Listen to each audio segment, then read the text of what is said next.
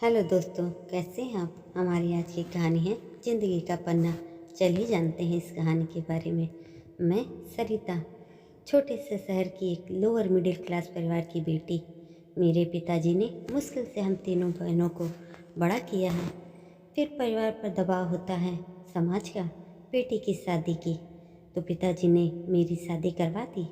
मेरे पति यश का घर भी छोटा था। वो भी छोटी सी एक प्राइवेट नौकरी करते थे। वो ट्रक ड्राइवर थे। माल लाने और ले जाने में अक्सर वो दूर दूर जाते थे। 2-3 दिन तक घर से बाहर ही रहते थे। यश के माता पिता और एक बड़ी बहन थी। बड़ी बहन की शादी तो हो गई थी, लेकिन कुछ मनमुटाव के चलते वो अभी हमारे साथ ही रहती है। सही बात तो मुझे नहीं बताई, लेकिन मैंने ज़्यादा पूछा भी नहीं। मैं अक्सर घर में रहकर घर का काम करती थी। इतना मुश्किल नहीं था, क्योंकि काम तो मैं अपने घर पर भी किया करती थी।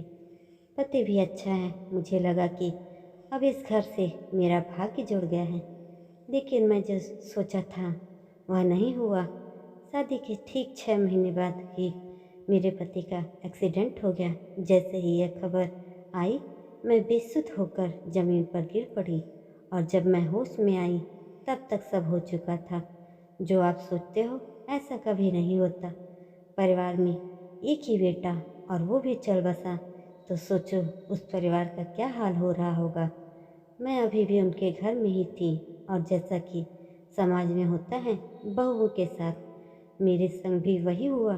ताने शुरू हो गए कि मैं इस घर के लिए शुभ नहीं हूँ। मेरी क्या हालत है मैं बता भी नहीं सकती। आंसू रुकने का नाम ही नहीं लेते। कुछ समय के बाद घर में खाने की समस्या होने लगी। उनके पिताजी की पेंशन से इतना नहीं हो पाता था, तो मुझे मेरे पीहर वापस भेज दिया गया। मेरे माता पिता भी अब बहुत परेशान थे। एक बार मेरी शादी के बाद वो अब छोटी बहनों की शादी के लिए रिश्ता ढूंढ रहे थे, लेकिन अब घर में वापस मेरी शादी की बात होने लगी, मेरी दूसरी शादी की। मेरे मन में सवाल कई आए कि क्यों अब मुझे शादी करनी है। क्या अकेले नहीं रह सकती मैं? आखिर क्यों मेरे माता पिता मेरी फिर से शादी कराने की बात कर रहे हैं? इतनी तो मैं काबिल हूँ ही कि अपना पेट भर सकती हूँ। यह बात मैंने मेरी माँ से कही, तो वह बोली कि बेटा, हम और तेरे पापा कितने दिन के हैं, हमें तुझ पर तो पूरा भरोसा है। पर बेटा, दुनिया का क्या करें।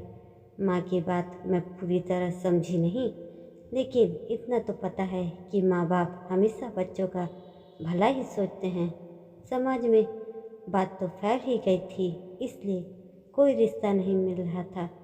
लेकिन फिर मम्मी ने बताया सूरज जी के बारे में। उनकी 7 साल की एक बच्ची है। उनकी पत्नी का भी स्वर्गवास हो गया है। उनकी एक दुकान है, घर में उनकी माता और एक बच्ची, बस यही 2 लोग हैं। मम्मी मुझे बोली कि बेटा, तू अगर माने तो हम तेरी शादी फिर से इनसे करवा दें। मुझे पता चल गया था कि मम्मी पापा नहीं मानेंगे, इसलिए मैंने हामी भर दी। फिर एक बार मैंने शादी के लिए हाँ कर दी। जिंदगी की यह अजीब बात मैंने देखी। जब आप बहुत कुछ सोच कर रखते हैं तब ऐसा कुछ नहीं होता, और जब कुछ नहीं सोचते हैं तब अच्छा होता है। मैंने भी सोच लिया कि मेरी ज़िंदगी में खुशी आएगी नहीं। मैंने सोचा था कि मैं जहाँ जाऊँगी मुझे दुख मिलेगा। यह मानकर ही मैंने शादी की, लेकिन ऐसा नहीं हुआ। सूरज जी के घर में मुझे अजीब सी शांति लगी। बच्ची काव्या बड़ी प्यारी है। जब से मैं आई तब से वह मुझसे मुझसे ही चिपकी रहती है। नई मम्मी बोल के सास का थोड़ा ख्याल रखना पड़ता है, क्योंकि वह थोड़ा बीमार रहती हैं। सूरज जी ने तो अभी तक शायद मेरा चेहरा भी ठीक से नहीं देखा। मैं समझती हूँ हम दोनों का एक ही दर्द है, इसलिए मैंने भी उन्हें कुछ नहीं कहा।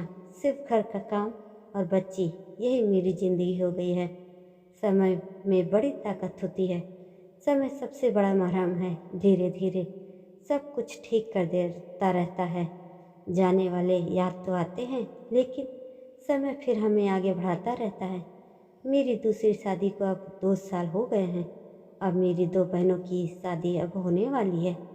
अब वो भी उभर रहे हैं। जिंदगी फिर पटरी पर आ रही है। हंसी चुपके से हमारे चेहरों पर आ रही है। जो होना होता है उस पर हमारा कोई जोर नहीं होता है, पर उस समय अपने आप को संभालना बहुत ज़रूरी होता है। आप बस आगे बढ़िए और ज़िंदगी और भी मौके देती है खुश रहने के।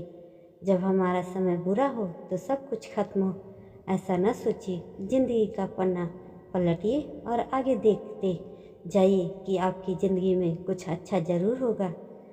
दोस्तों, यह कहानी आपको कैसी लगी कमेंट करके ज़रूर बताएं और ऐसी ही अन्य कहानियों के लिए मेरे चैनल को सब्सक्राइब ज़रूर करें। धन्यवाद।